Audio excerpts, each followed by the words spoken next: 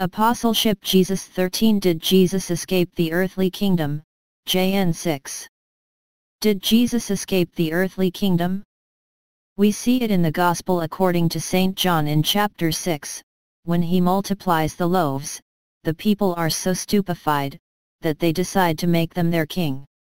It is said that Jesus, realizing that they were coming to seize him to make them their king, fled back to the mountain alone. When evening came, the disciples went down to the sea and there he joined them.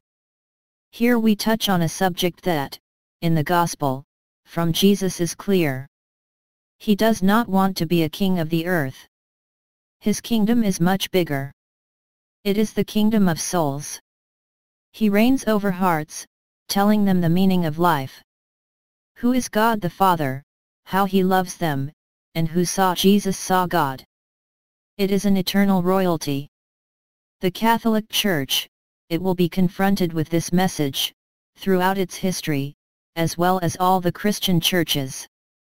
And at some point, to bring the sheep, and therefore the men, to Christ, she will dream of earthly kingship, and it will be given to her.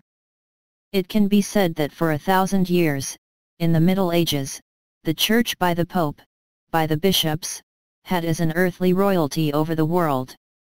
She could excommunicate a king, and the king lost his kingdom. His apostolate technique was therefore to put the sheep in tight barriers, protected from wolves. The goal was not the power, the goal was the salvation of souls in any case for those who were really with a vocation of pastor. And of course, they were directed, I would say with a scepter of iron, towards the direction of salvation. When wolves presented themselves, well, the Church did not hesitate sometimes to put them to death. Hence the violence that is sometimes out of this way of doing things. In the year 2000 and after the Second Vatican Council, looking at its past, the Church realized that, of course, there was goodwill, it is necessary to put it in context, but it was not the method of Jesus. And so resolutely, she decided, with the Second Vatican Council, to turn to the same kind of kingship as Christ. The Church is not infallible in pastoral care. She's searching. She understood that it was less effective, that it was better to remove these iron barriers.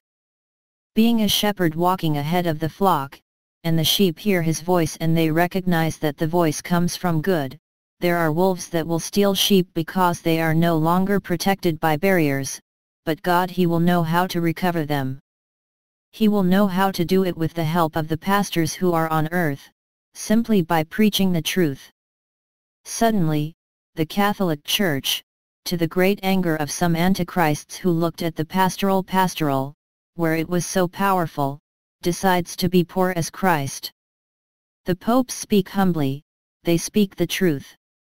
They say it in time and out of season, and this truth, people sometimes despise it, reject it, but deep in their hearts, they feel that it is the truth. So deep as everything out there is torn apart and divided, it may be that this present apostolate of the Church is more effective than ever. Obviously, in view of the number of people who no longer go to Mass, who no longer practice, I understand the attitude of those who doubt.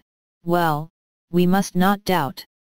Christ, at the hour of death, he comes, accompanied by saints and angels, and in this passage, he will know how to catch the lost sheep, except those who obviously, will definitely despise his message.